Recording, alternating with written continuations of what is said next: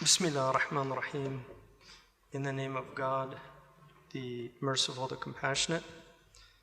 I want to, since we're in sacred space, I wanted to start out with a recitation of the Quran, which this particular section deals, I think, very cogently with the topic that we're on. So,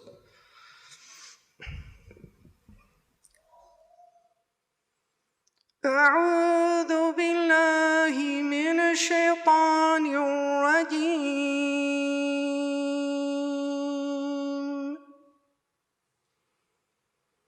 بسم الله الرحمن الرحيم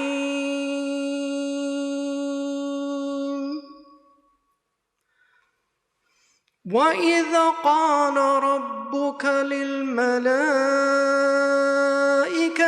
إني جاعل في الأرض خليفة قالوا أتجعل فيها من يفسد فيها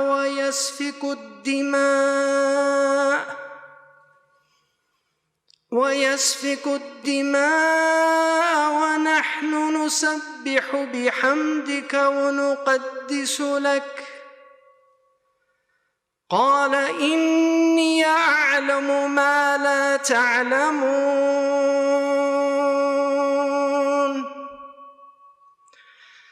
وعلم آدم الأسماء كلها ثم عرضهم على الملائكة فقال أنبئوني بأسماء هؤلاء إن كنتم صادقين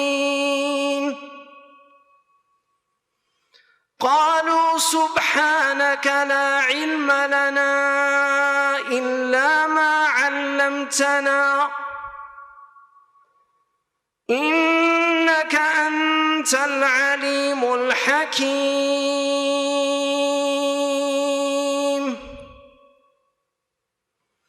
آمنت بالله صدق الله مولانا العظيم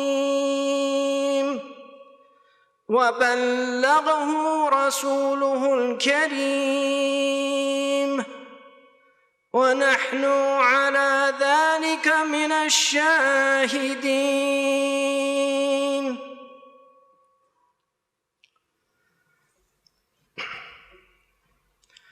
بسم الله الحمد لله والصلاة والسلام على سيدنا محمد وعلى آله وصحبه وسلم تسليما ولا حول ولا قوة إلا بالله العلي العظيم.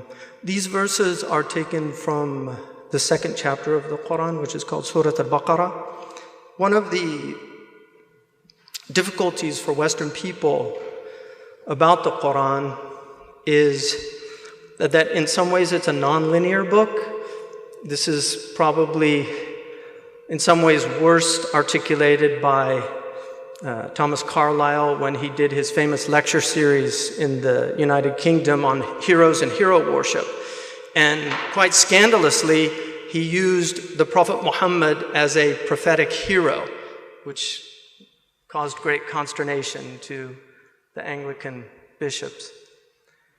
But it was an interesting time in the UK because the English were at war in many Muslim areas, not so dissimilar to our time now. And some of the best of the English at the time, and I'm speaking now as somebody with a lot of Irish ancestry, some of the best of the English at the time actually were deeply troubled by the misunderstandings between Islam and between Europe. And some of them, like Edwin Arnold, who was an editor at the Daily Telegraph, and a very interesting man. There's two that with similar names, but he's actually in the famous 11th edition of the encyclopedia. But he wrote a book called The Light of Asia about the life of Buddha, trying to educate English people about Buddhism, because they were also occupying many Buddhist countries.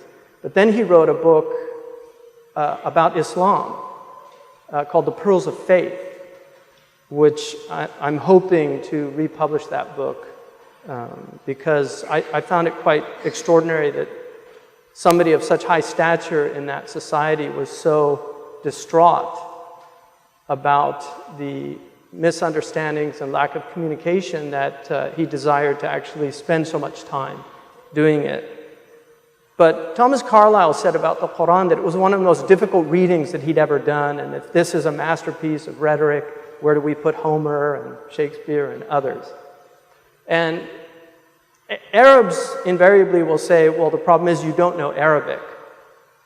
And to a large extent, as somebody who spent a great deal of time learning an incredibly difficult language, I would definitely concur with that statement. The Quran is very much an Arabic book in that it was revealed in the language of the Arabs, but it is not an Arabian book. And that's a very important distinction. The Quran has only one chapter that in some ways is similar to the Bible, which is a much easier book to read for Western people because it's very linear, which is the 12th chapter of Joseph or Yusuf, which is a complete story with a beginning, a middle, and an end.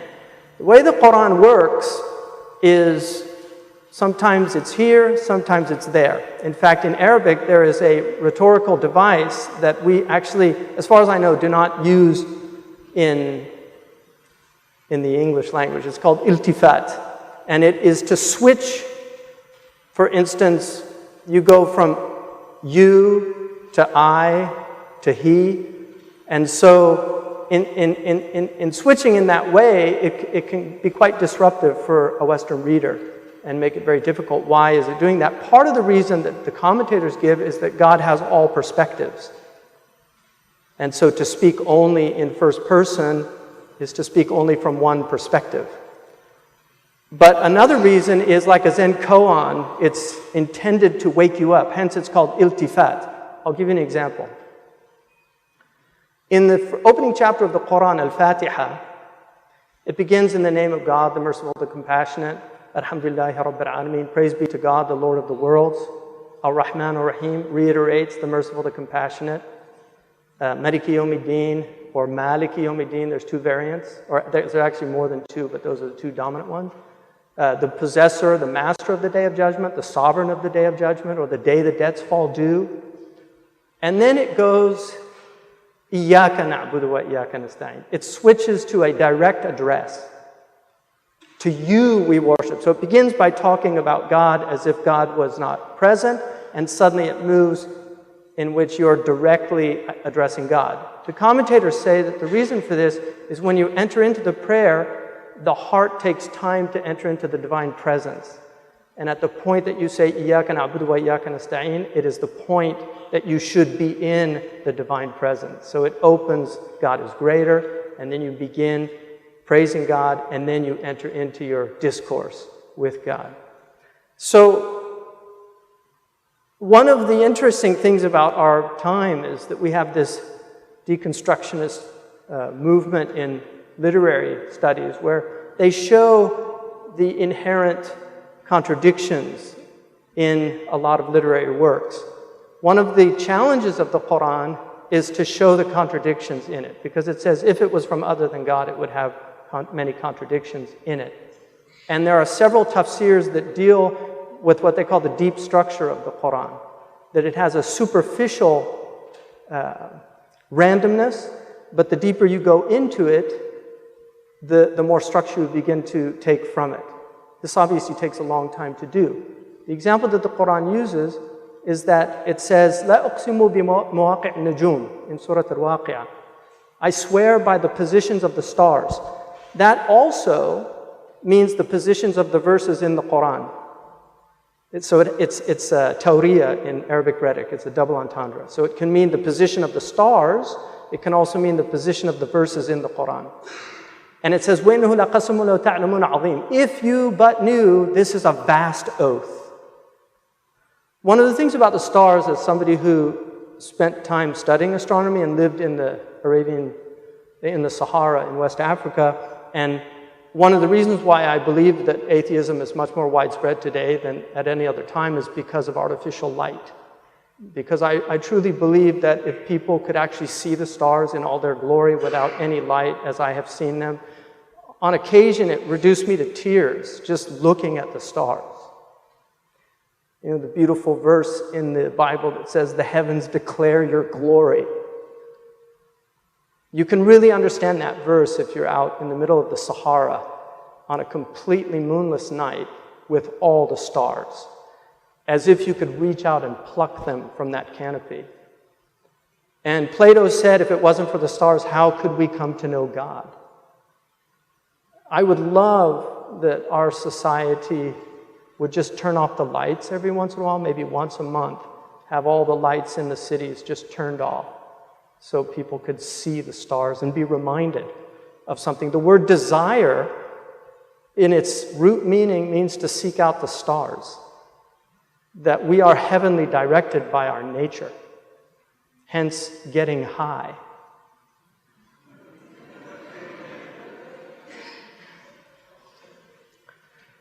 This verse says that your Lord, and here your is in the singular to the Prophet Muhammad, your Lord said to the angels, and I'm not going to go into the literal and figurative debates in between fundamentalists and between traditionalists, because these debates are endless. But what it says literally is your Lord said to the angels, I am placing in the earth a caliph, a khalifa. The word khalifa in Arabic has several meanings.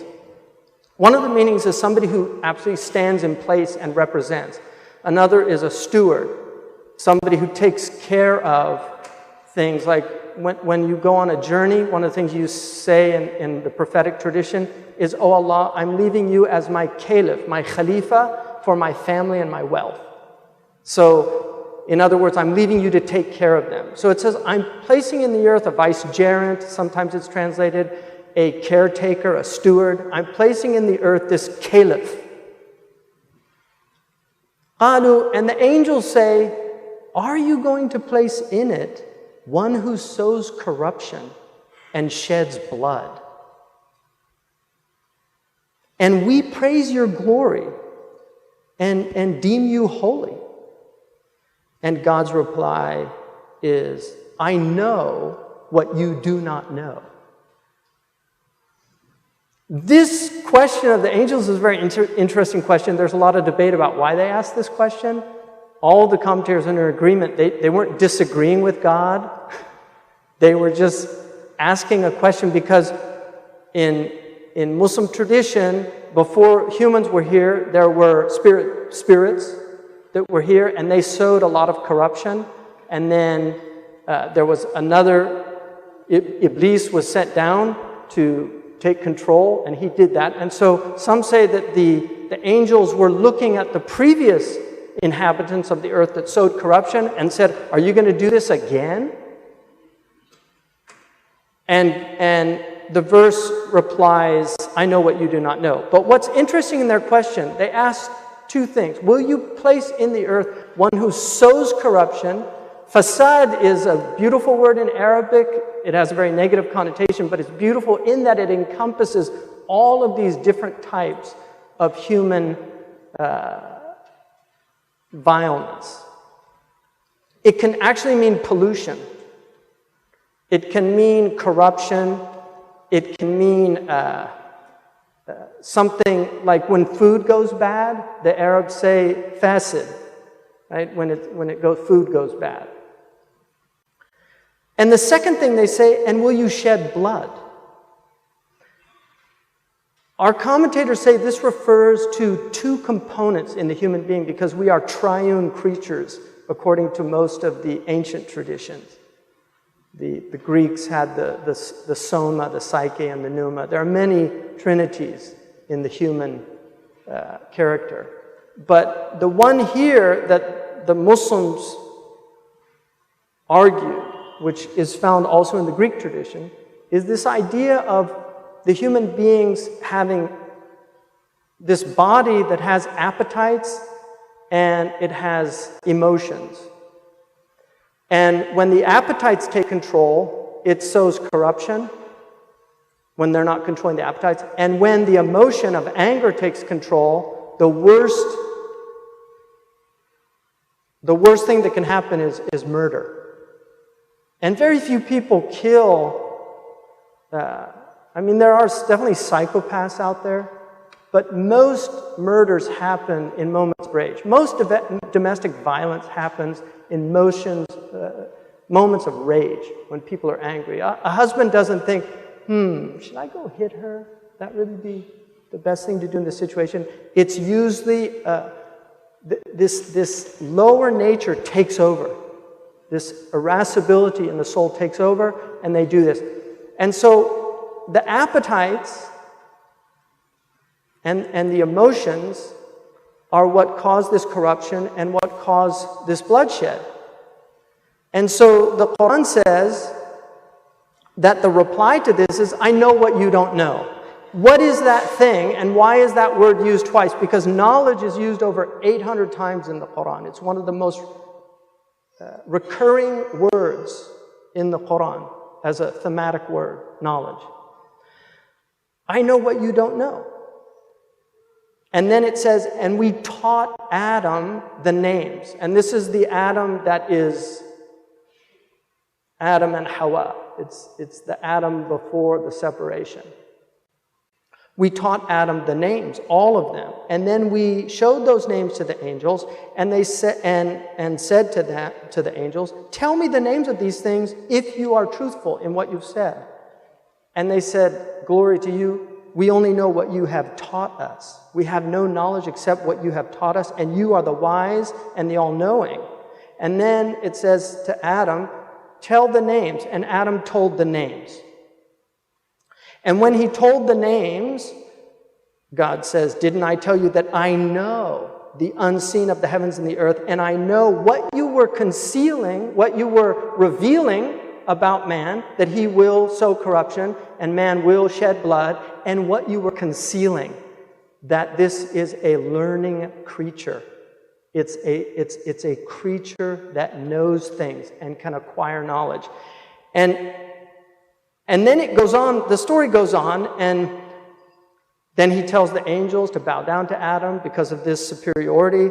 And then it says all of them bowed down except Iblis, he refused. And then it said, live in this garden, but don't go near this tree. And so most of you are familiar with that from the Christian tradition and the Jewish tradition. Don't go near the tree, which is not in Islam considered the tree of the knowledge of good and evil. It's just a test. Don't go near this tree. You can eat anywhere you want, but don't eat this tree. The devil says, this tree will give you eternal life, and it will give you a dominion that will never perish. And so you should eat from it. And so they eat from the tree. The woman's not blamed in the Quranic narrative. They both actually take responsibility. But what's interesting is they take responsibility. And the word that's used in the Quran that happens to them is azalluhuma, shaitan. Like shaitan, the devil tripped them, caused them to trip. So this, what is known in Christianity as the original sin, the fallen nature, in the Quran it's described as a slip. And now it says, go down. One of you an enemy to the other. In other words, the devil an enemy to man. Go down to the earth for a time. And guidance will come. Whoever follows that guidance, I will bless him. And if you don't, then be forewarned. And so this is the narrative in the Quran of the human condition. That the human being has this nature that has knowledge. So the ability to reason, the ability to acquire knowledge, but it also has these two other components. These emotions that get the best of us, and these appetites that sometimes overwhelm us. And obviously, the two dominant ones are lust and the appetite for food. Hence, Imam al-Ghazali, in his famous work called Reviving the Sciences of Islam, Imam al-Ghazali says He has a book called Breaking the Two Desires. Breaking the Two Desires. The desire of the stomach and the desire of the genitals. Because this is the source that if one can control these two elements in our nature, that we can live without sowing corruption and without shedding blood. But if we allow these two aspects of our nature to take over, we lose this ability. And according to the Quranic narrative, the way this is done is acquiring knowledge. And this is why the great Orientalist Franz Rosenthal, who wrote a wonderful book called Knowledge Triumphant. He also translated Ibn Khaldun's extraordinary work, the Muqaddimah. Franz Rosenthal said, I know of no other civilization, and this is a world-class historian. He said, I know of no other civilization in human history that put the acquisition, the development, and the transmission of knowledge at the very center of their purpose. That this was the ethos of Islamic civilization. And this is why knowledge, particularly knowledge of language, although they had a great interest in the quantitative sciences of mathematics. Obviously, we know algebra from al-jabr wa taqabul, which is jabr is fixing broken things. And so algebra is that. Gibberish comes from Jabir bin Hayyan, because some of the medievals found his work so difficult they called it gibberish. The central study of Muslim civilization was the language arts. And the work that was done very early on in lexicons, in grammar, in rhetoric are stunning. To this day, they're being studied with interest. And there's actually a PhD dissertation that a Palestinian wrote, arguing that a lot of Noam Chomsky's best ideas came out of Kufan and Basran grammarians from the 3rd and 4th century. Whether that's true or not is for the academics to work out. Great minds do think alike. Fools seldom differ.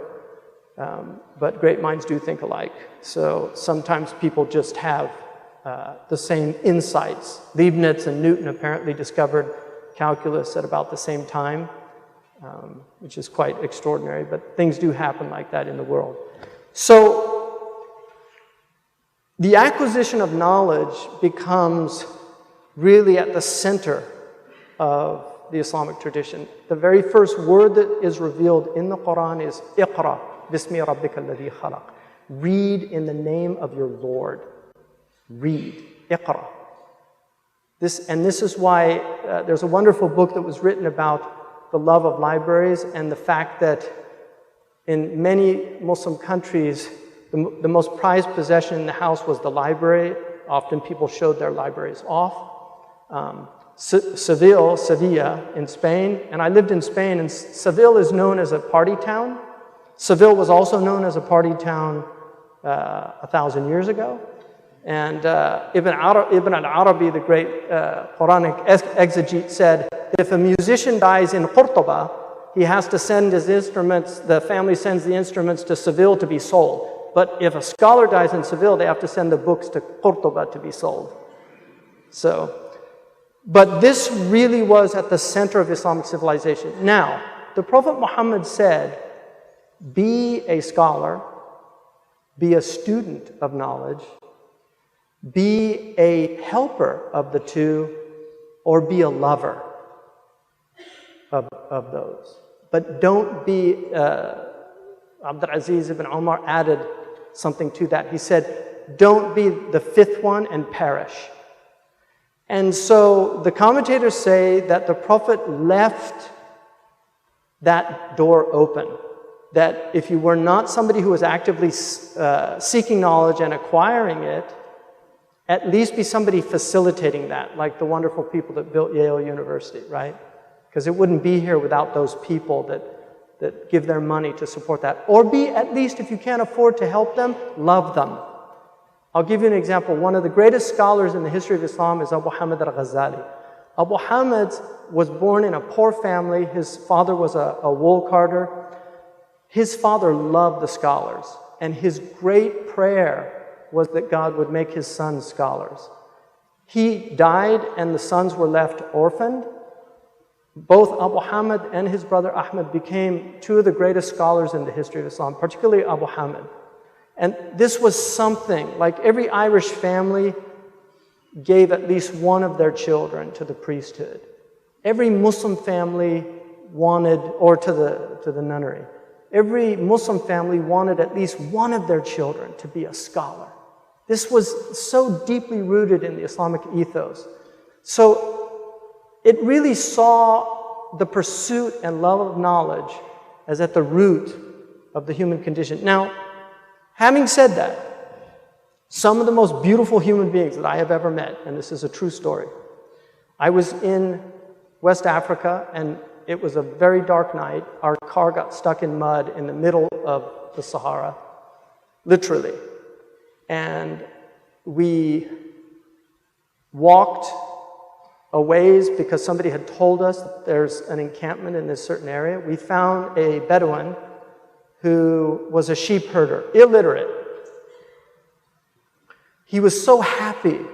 And he was the only person out there with his goats and sheep. He was so happy to see us. He went, he slaughtered a goat, he fed us. It was an extremely windy night with a lot of rain. When we woke up, he had stayed the whole night holding the centerpiece of the tent to make sure that it didn't collapse on us. That was his hospitality, because we were his guests. And the Prophet said, whoever believes in God in the last day, let him honor the guest. And that was, somebody who was with me from England could not believe it. This man had actually deprived himself of sleep in order to ensure that we slept. Some of the best people that I have met in this world have been illiterate, simple believers. And that's the truth. And I have absolutely no contempt for those people at all. What I see is that some people are facilitated to learn.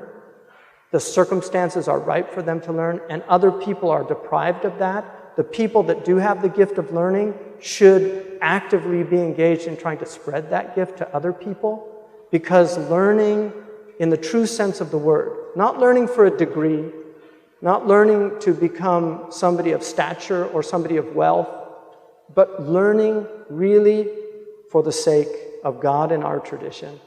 And the Prophet Muhammad said one of the signs of the latter days is that people will learn for other than the sake of God.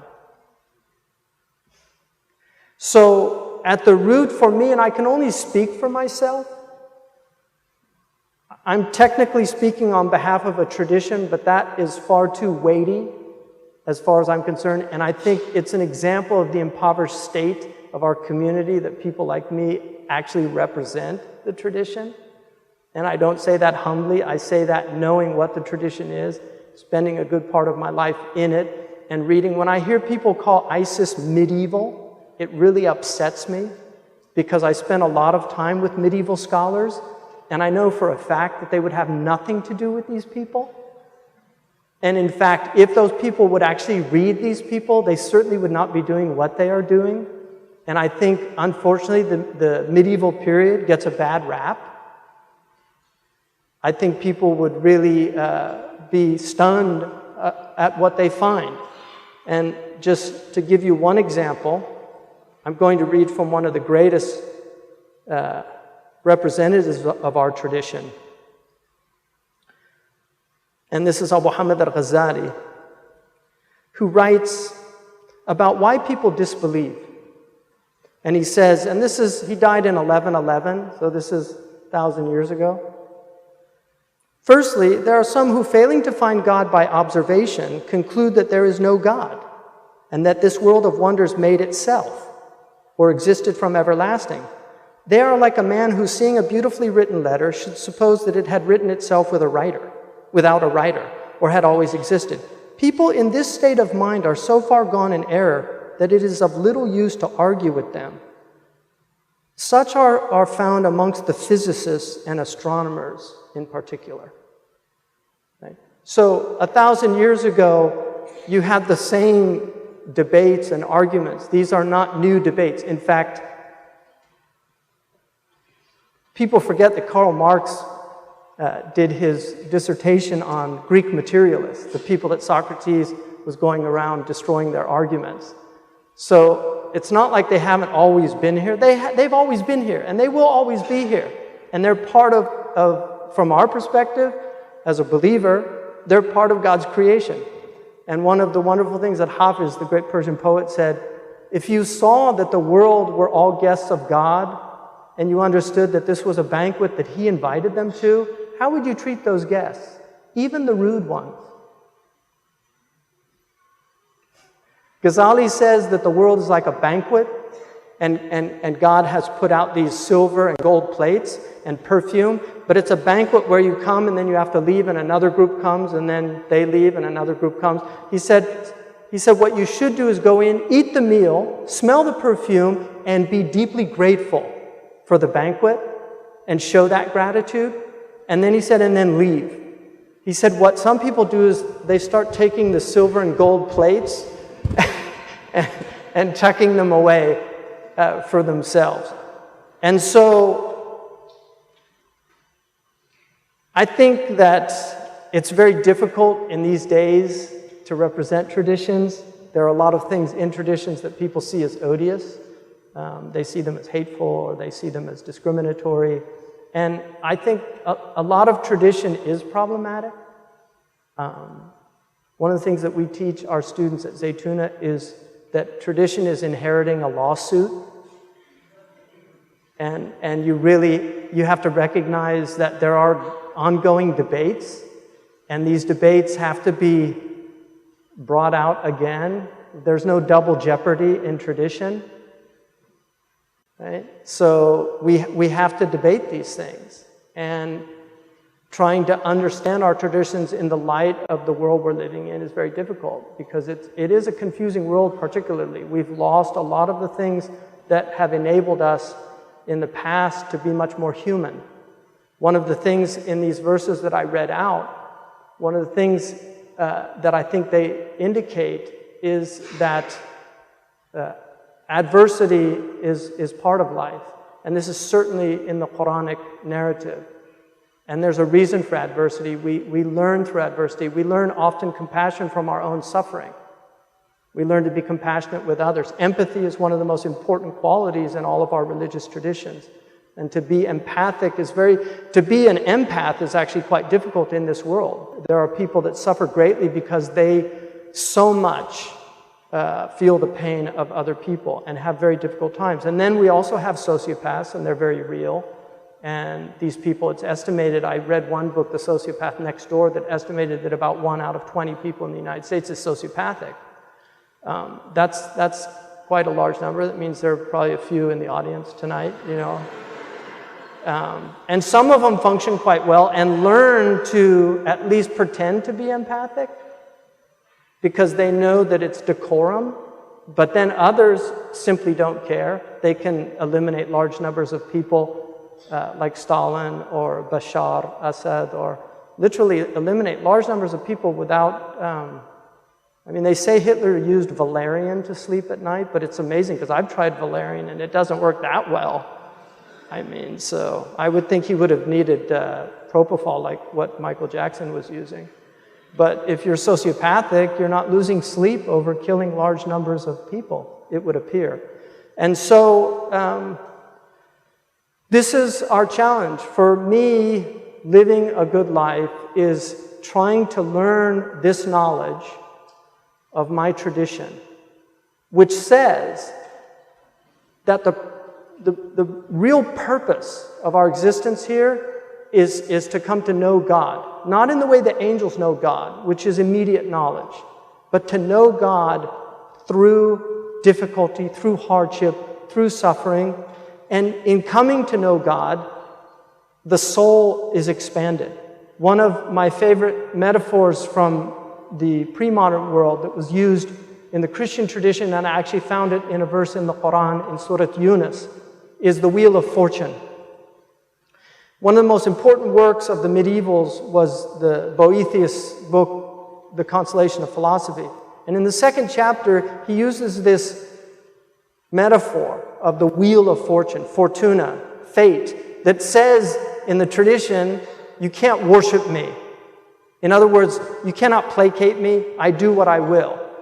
But in the wheel of fortune, and this is in the chapter of Yunus, where it says that we cause you to, nusayyirukum, like yusayyirukum means to cause you to go around, right? In the land and in the sea. And when you're in a ship and a good wind comes, everybody rejoices and is happy. But then they see a storm off in the distance, and then they begin to feel something. And then the waves begin to pile up, and until they think that they're going to be destroyed. And they call on God in absolute sincerity, oh, just save us from this and we will be grateful. Right? This is the bargain with God when troubles happen. A lot of people do this, by the way. It's a very common event. But in the Wheel of Fortune, you had regno, which was I rule. And joy was the emotion associated with that. So farihu biha, it says in the Quran, they rejoiced in this. And then you have regnave at 3 o'clock, which is I used to rule. Right? So they're on their way down. And the appropriate response for that is fear. And then you have the 6 o'clock, which is I used to rule. Right? And then you have the 9 o'clock, which is regnabo, I shall rule. So it's this hope. Part of the purpose of these medieval people, and they understood this, was to get into the hub so that the wheel no longer affected you, to enter into the hub, the eye of the hurricane, so that the world and all of its vicissitudes and calamities and all of these hardships that happen in the world, that you're in this center of stillness. And that stillness, according to our tradition, can only come from the remembrance of God. And this is why if there is a fundamental sin in Islam, they debated on whether it was pride, which is the sin of the devil. But Imam al-Junayd said the fundamental sin of the human being is acedia. It's his distractibility. And boredom. Kierkegaard says once God is removed, people are left with boredom. And so they will pursue all these pursuits, what they called the early Christian desert fathers called the noonday devil. And when you read the descriptions of how the noonday devil afflicts them, you see that they're distracted and looking at the window, and see, like now, people looking on their cell phones. I was on the airplane 2 days ago, and I was sitting next to a man that was furious that the internet wasn't working, and said, how dare they advertise? I can't be off this thing for more than 15 minutes. And the whole flight, he was so agitated, like just moving, and this is what they call acedia, sloth, spiritual. It's a spiritual sickness, and it has afflicted our civilization to the utmost degree. We are afflicted with profound boredom, and we're constantly attempting to distract ourselves with drugs, with sex, with money, with pursuit of fame, pursuit of power, of all these things that the Prophet Muhammad said the truest thing that the poet ever spoke was that Ala kullu shay'in ma khala Allah batilu. Everything other than Allah is vanity. Thank you.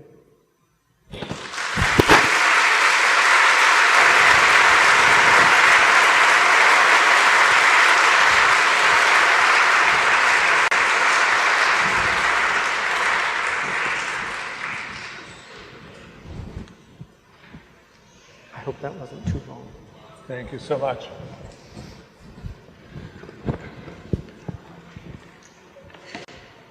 Please help yourself. You've deserved at least a glass of good water, clean water.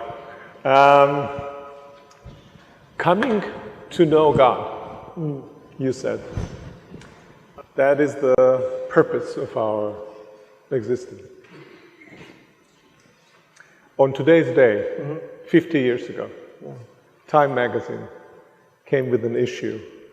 Title page of it was, Is God Dead?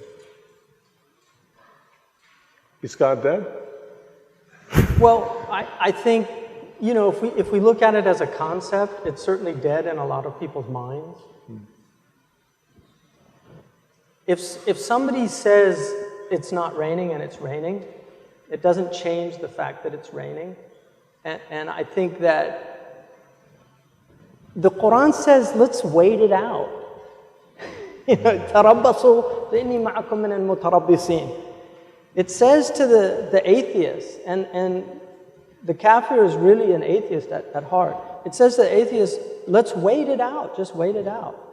But atheism is a position. For me, I prefer agnostics. I actually have some sympathy for atheists, and this is why. And I think God, in some way, must have some sympathy for them, because the only people that remember God as much as believers are atheists. Well, like, they take God seriously, and I think that is such a compliment to God that at least they take him seriously. And one of the interesting things about atheists is, in some ways, their idea of God is so great that they can't believe in him. They're disappointed. It's like unrequited love.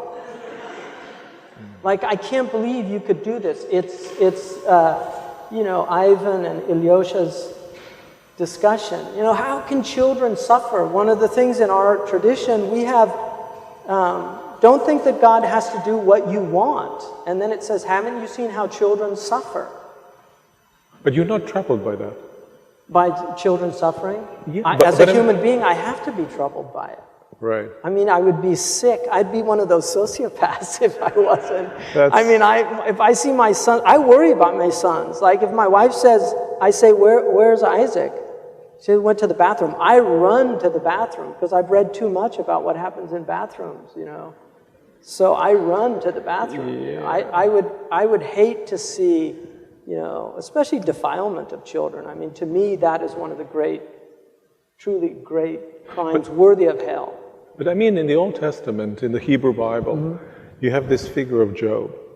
Job. Yeah, it's a great story. It's an amazing story in the sense that in the end of the story, Job has insisted that he was not in the wrong. He didn't do anything wrong. Not quite that he didn't do anything wrong, but that he wasn't in the wrong so much as to suffer. Yeah, his friends were telling him, you deserve this, that's the only possible. But the interesting part of it, that the end of the story, God says, Job has spoken rightly of me. Right. When Job kind of struggled, rebelled. Right. Is there some sense in which this kind of... But he didn't speak the truth. He spoke rightly. I mean, that's it's an adverb that...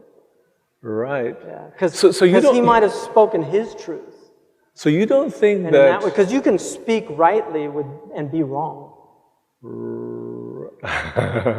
Maybe. I mean, that's... But I think what I'm after is whether suffering is not kind of a wound in our existence that will remain so just in the light of our faith in God until clarity comes at the end of the ages. Well, one of the things about Abrahamic tradition is the Abrahamic traditions didn't really develop a concept of karma. Yeah. It's not really like in Hinduism, it's much easier for them to grasp these things. But there's certainly an element working. When people say, the Quran, for instance, says, no soul bears the sins of another soul. Ibn Arabi said that that's only in the next world. It's not in this world. That people do bear the sins of other people. The Quran also says, beware of tribulations that don't just afflict the innocent, but that don't just afflict the guilty, but afflict the innocent as well. Yeah. And so, first of all, suffering, we learn a great deal from suffering. And I'm not going to justify the heinous crimes and these things, but and this is for some people very, very glib response to the suffering, but free will is a package deal. You know, there's people that say, oh, why didn't God smite that person who was going to shoot those children at Sandy Hook Elementary School? Well, why didn't he break your hand when you were cheating on your tax returns? You know, why didn't your tongue suddenly be paralyzed when you were telling those horrible lies to your wife? It's a package deal. And so, in that way, much of what we see in human suffering is from what our own hands have wrought. And that's very much a Quranic motif. And this is why Muslims historically were not as troubled. Now you can say, well, what about the children? They didn't deserve to do that. We're the caretakers of the children. And that's, again, free will. We are the caretakers. So when the atheist says, where's God in all this? Our response is, where are God's people? Yeah. And in some ways, I mean... Like, we have moral responsibility. I guess I would say, I think we are on the same page here. I would say in some ways that, that there is kind of a push, even in the heart of a theist. It's a struggle with God for God, rather than, so to say, struggle against God. But I think you said something which I thought very, very interesting, namely that an atheist is closer to God in denying God than the person who is indifferent. I've never met an atheist that can't start talking about God within the first couple minutes of a conversation. And that's a relationship, right? And they're taking God seriously. And it's all these so-called believers that don't, you know, God's just an errand boy. You know, like fulfilling my desires, you know. And a lot of people lose their faith. I mean, you know, there's a 60s song that said, you say you lost your faith, you know it's not like that. You had no faith to begin with, and you know it. Yeah. You know, I mean, I struggle with that concept of losing faith, personally. And I've met people that have lost their faith. Yeah. I mean, for me, and I don't know if this is, you know, atheists consider this some kind of disease in our brains. But for me, to deny God is just, it's something I cannot imagine. And the way I look at it is, He created us, God, and I apologize for the gender usage. Some people take offense to that, but the Quran uses that, whereas our understanding of God is absolutely genderless. We don't believe in any gender. But God, we are the dominion of God. And I remember one of my teachers was paralyzed. And I'll never forget this. I was about 19. I was in the United Arab Emirates, and I was studying Arabic. And he was a beautiful man from Mosul, from Iraq, Abdurrahman Sanjari. And we went to see him because he'd had a stroke. And this was like, he'd just gotten home from the hospital. Half his body was paralyzed. And I remember him literally saying, Subhanallah, you know, glory to God. Look at that. I could move that yesterday, and I can't move it today. And it was not contrived. He was in a type of witnessing that was really powerful, because we could all feel it. Like he was marveling at what had been done to him. And that's why you would say that Job did not speak truthfully. The truthful speech about God would be a marvel over what one has suffered. Because you've studied Islam pretty well, so you know we have big debates about attributing certain things to prophets. I mean, the Old Testament has things that historically Muslim theologians and the Quran rejects. So it's a little more... But if you do like Job did, you can be speaking rightly about, you can be speaking truthfully about God. Well, I mean, like Yunus in the Quran and also in the Bible, but Yunus takes responsibility and says, Subhanaka inni kuntu minal zalimin. I was a wrongdoer. Even though and this is the position for us, is always to go back to ourselves. The reason that Adam was given the caliphate and Iblis was not is because Iblis blames God. The devil blames God and says, you led me astray, you did this to me. And Adam says, I made a mistake. And he takes he doesn't blame. And so that's a very powerful motif in our tradition, is the idea of always looking at the self. I mean, one of the things that Dr. King said in the letter from the Birmingham jail is that if you want to stand up to the tyrant, make sure you look into yourself and see, do you have any of those qualities? I mean, there are many, like, you know, in the Muslim world, you have a lot of tyrannical households. And so if you have a tyrant over you, you have to ask yourself the question, you know, is this a reflection? America, you know, we've become, all you have to do is watch modern television to know that we've become almost a nation of complete idiots, because anybody that could watch a lot of what passes as popular television has to have completely surrendered their intelligence. And I remember I was with my father, who is one of the most erudite people that I've ever met. And I took my boys to see, we were at SeaWorld. And I had been taken as a youngster by my grandmother. And I remembered it was much more nature-based. And this one was all really stupid sitcom type things with these incredibly dignified animals. And it always bothers me when people put stupid dresses on animals and things like that, because animals are so dignified. And to degrade them like we degrade ourselves is just so unjust. But it really troubled me, and I turned to my father and I said, what is this? He said, this is 60 years of television.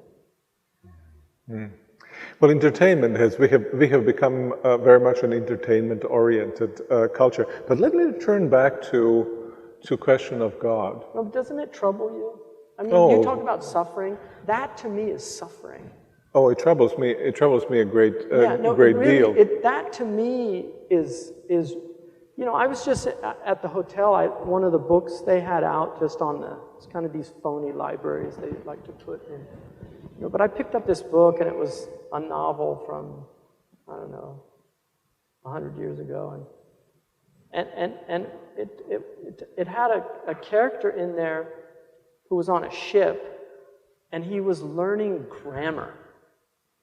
And he'd memorized a book of grammar. And then he had this dog-eared copy of the Bible and of Charles Dickens.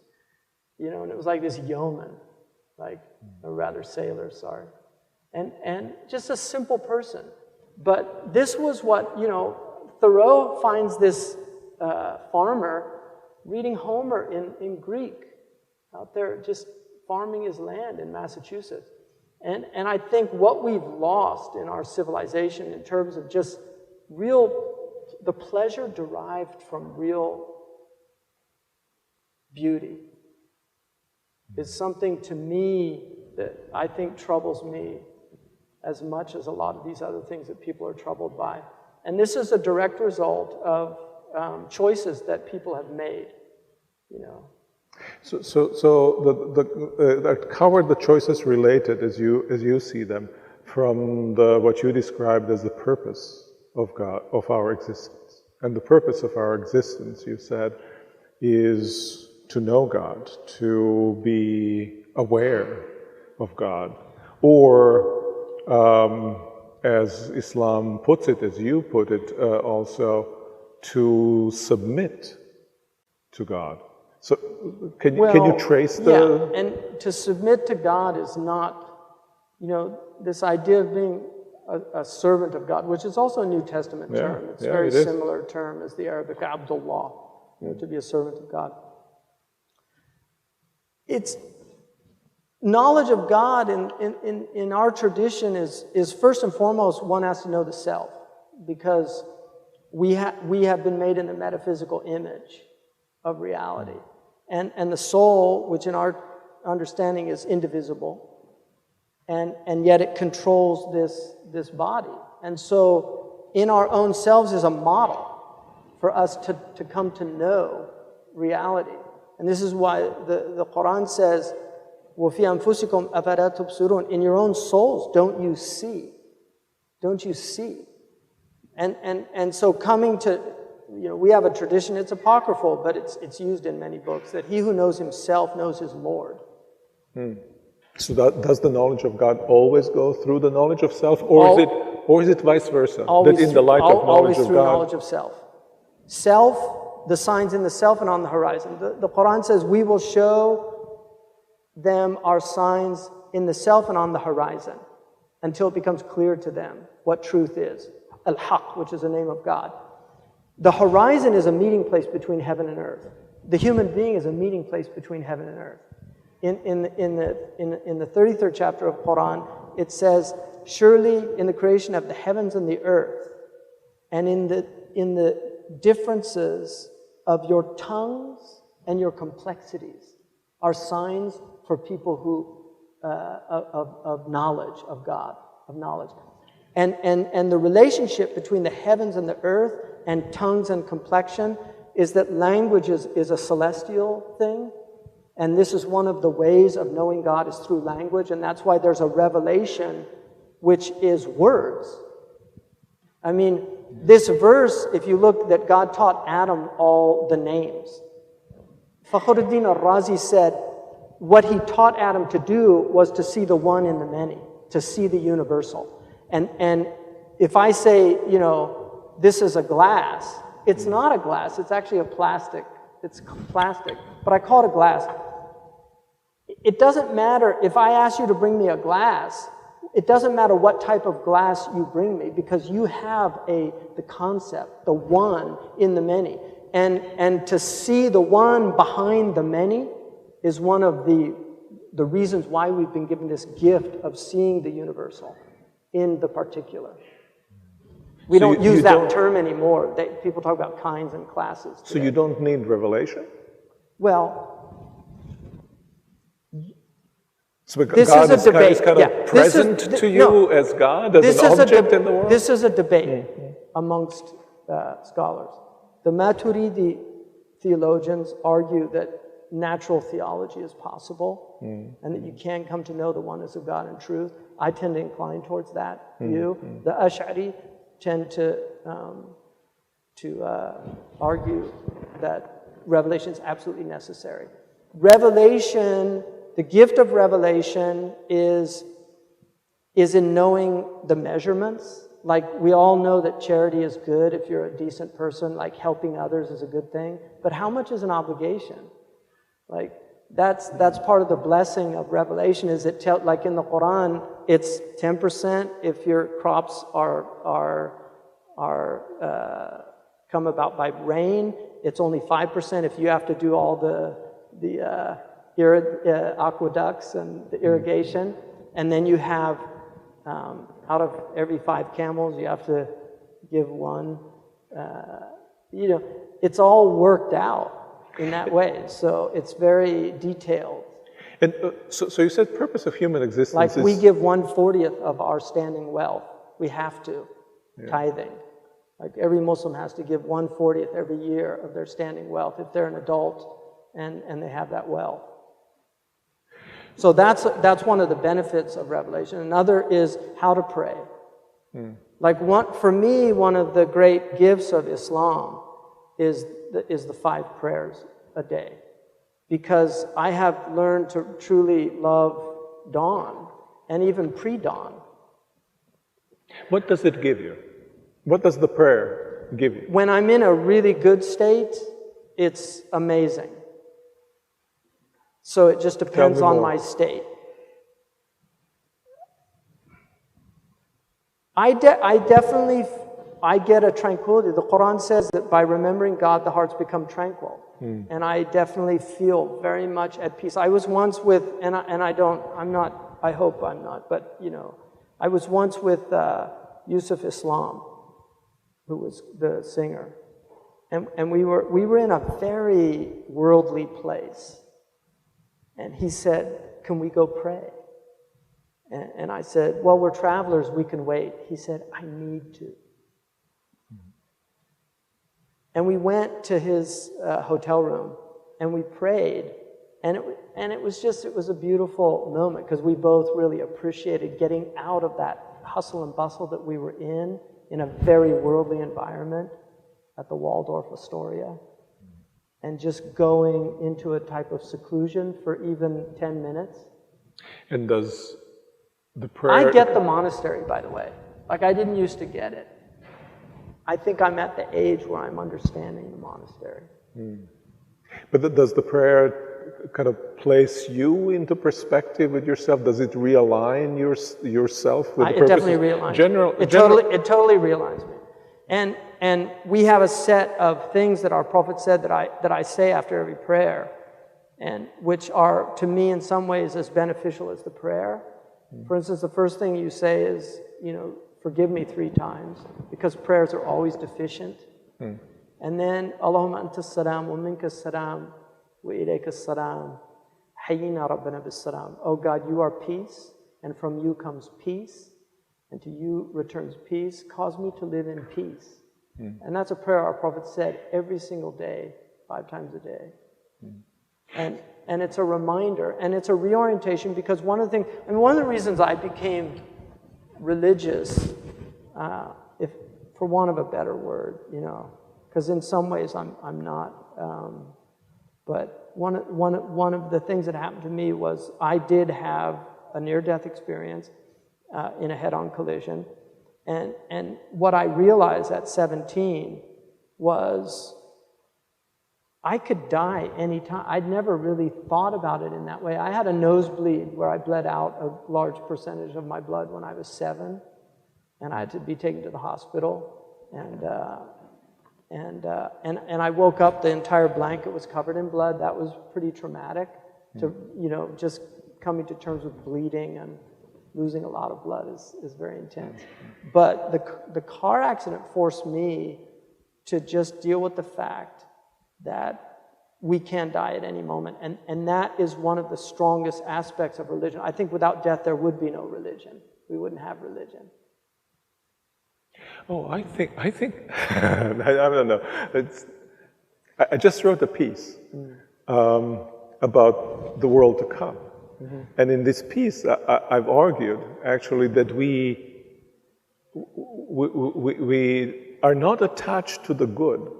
To the good, which is to say to God, because we somehow fear a loss to ourselves, because we fear that we will lose things around us, or that we ourselves are going to be lost. But fundamentally, we are attached to God because we are created for God, and attachment to God is more fundamental to us than the fear of any kind of loss. I need not be motivated by fear of death or any kind of fear to continue to be attached to God. I agree with you.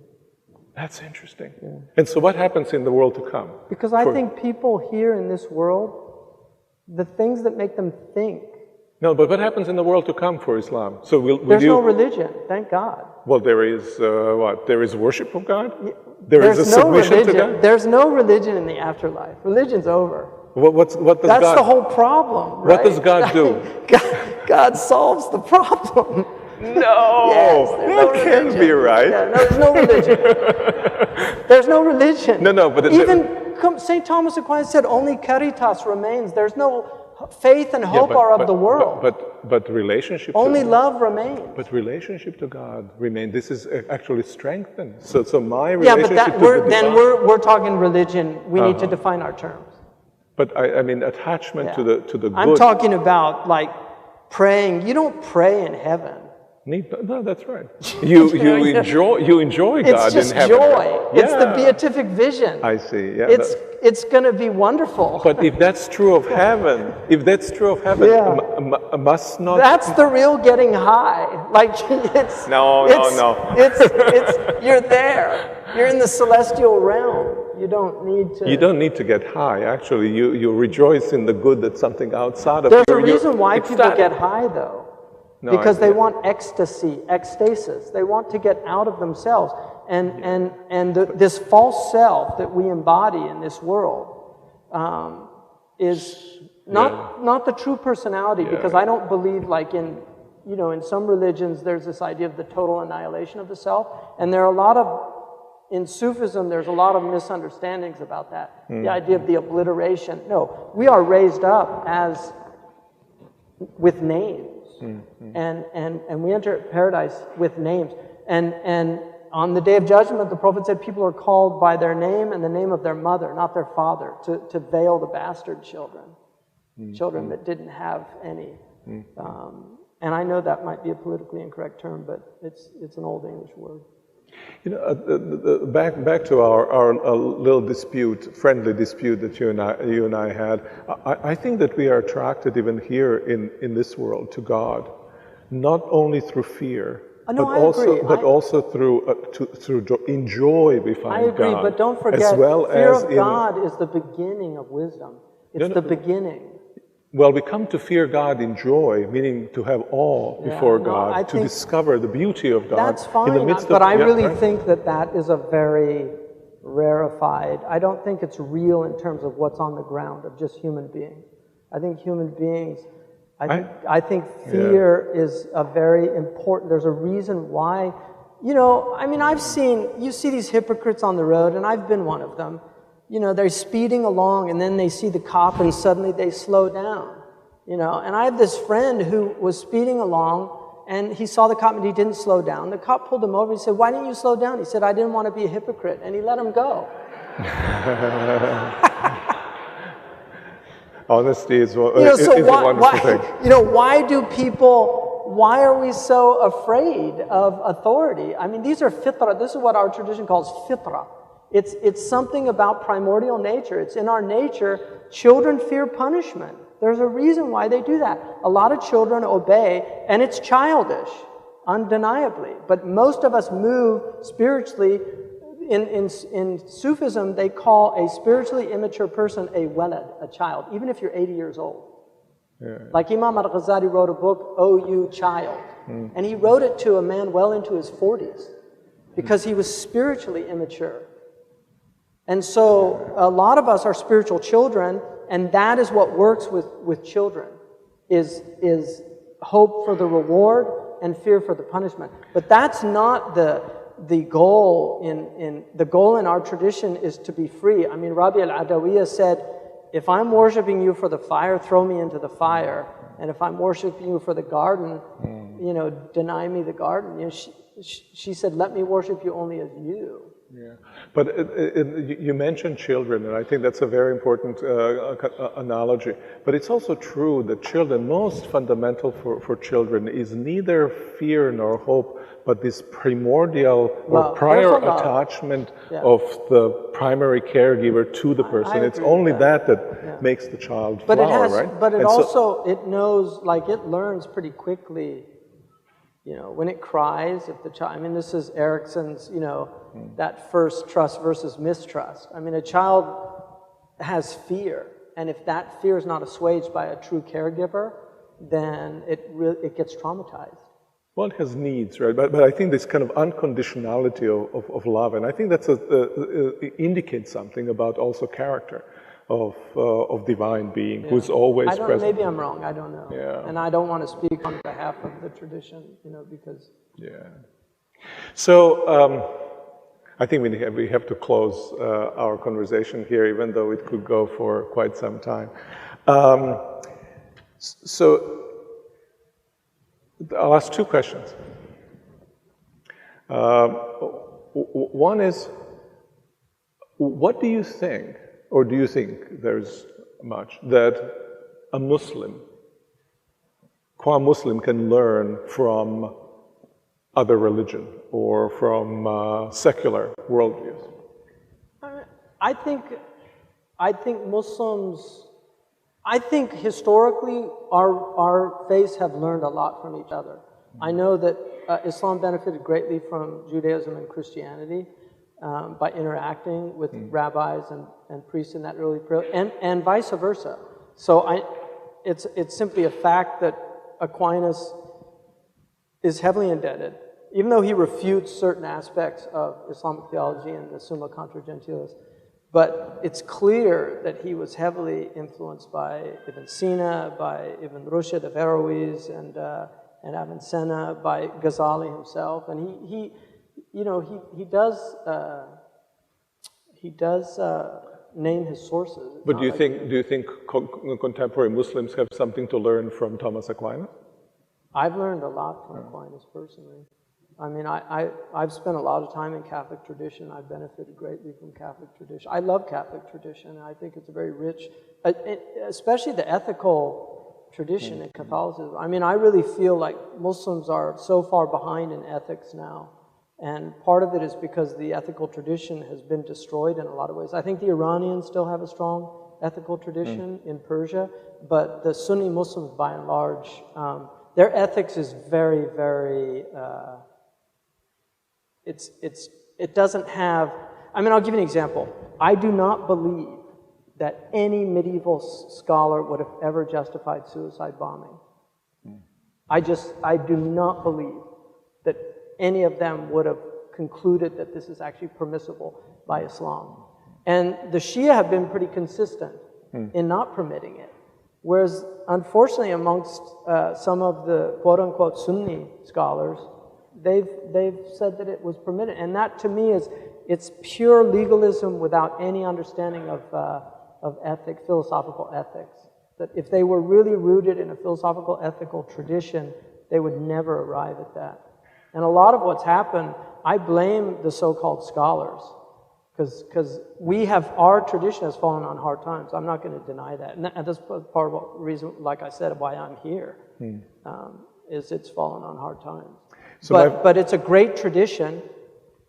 It can benefit from other traditions, especially in the modern period, because Christianity has grappled with things. Judaism has grappled with things. I mean, Judaism was forced to live for long periods of time as minorities, oppressed minorities, in societies that were very, very vehemently against them. And yet they survived. I mean, they lost a great deal. I think the Holocaust was a devastating blow to Judaism, but the Jewish tradition is still a very vibrant intellectual tradition. And I think there's still, you're an example of that. I think there are still world-class theologians in the Christian tradition and ethicists that are working at a high level. And part of the reason why I started that college was in the hopes of inspiring some young people to take that route and help to restore our tradition. Because we have, I believe, as somebody who I think knows Western tradition, I'm not a master of it by any stretch, but I'm familiar with it.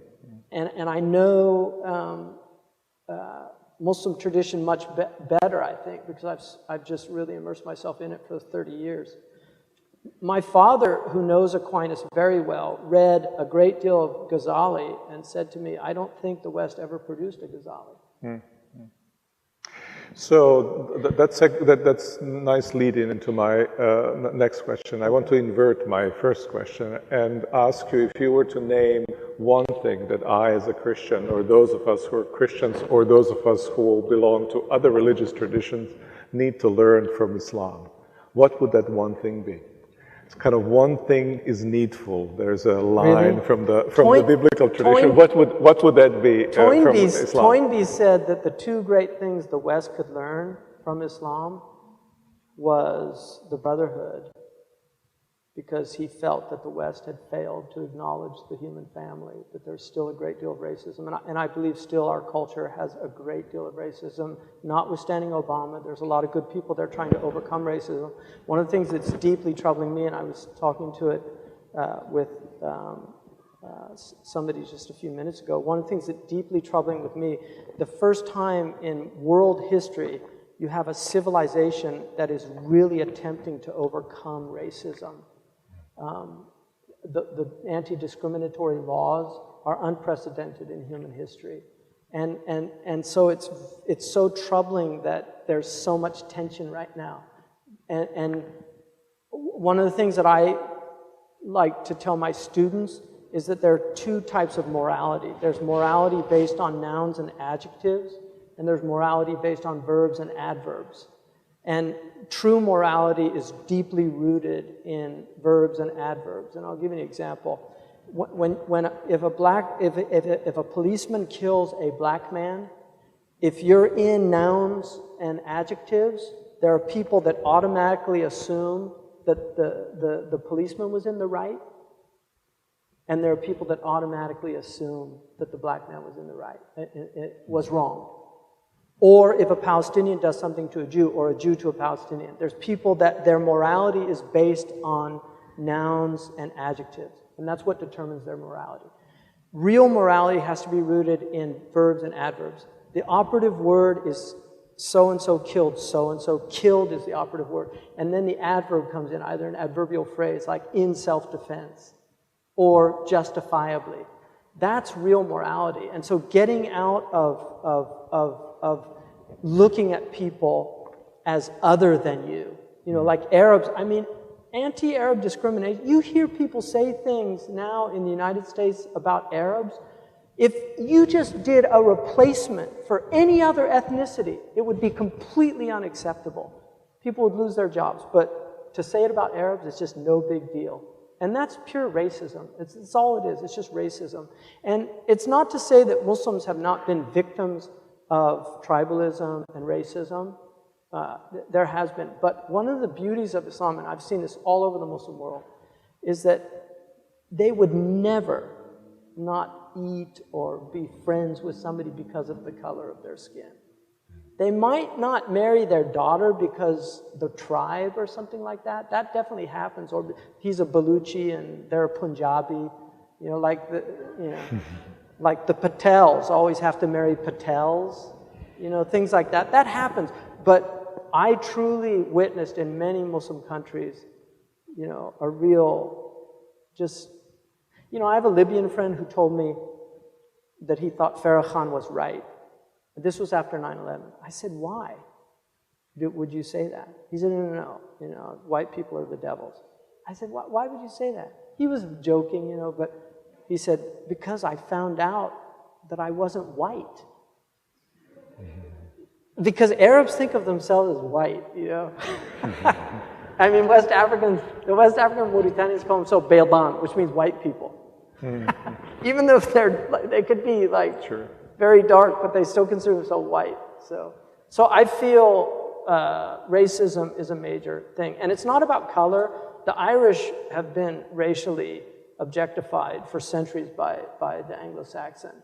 And they're as white as the moon. So it's not necessarily about color. But there is a hadith, and this directly speaks to this. The Prophet said that God does not look at your colors. لا ينظر إلى صوركم. He doesn't look at your forms, but He looks at your hearts and your actions. He doesn't look at your bodies or your forms, but He looks at your hearts and your actions. And to me, you could reinterpret that to say He does not look at your adjectives and your nouns, but He looks at your verbs and your adverbs. Martin Luther King said something quite similar, if I recall. Thank you very much for this conversation and for this last call for radical equality.